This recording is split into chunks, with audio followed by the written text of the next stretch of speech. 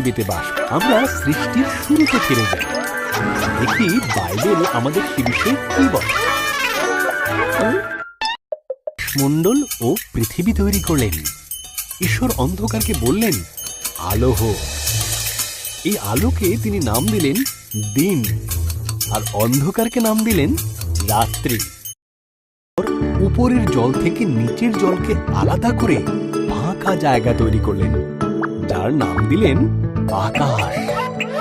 দ্বিতীয় দিন শেষ হল। জল একত্র করলেন, এর ফলে শুকনো জায়গা দেখা দিল। তিনি শুকনো জায়গার নাম দিলেন ভূমি, আর জমা জলের নাম দিলেন সমুদ্র।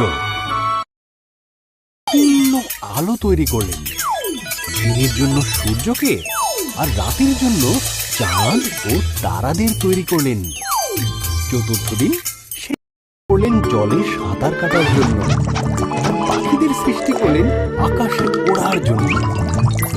তোমাদের সন্তান হোক, তিনি তাদের বললেন, তোমরা বংশবৃদ্ধিতে ও সুরে পৃথিবীকে ভরিয়ে দাও।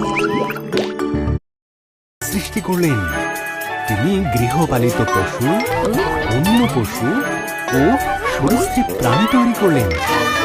সব বললেন, আরো একটি সৃষ্টি বাকি আছে, যা সবার মধ্যে অত্যন্ত মূল্যবান।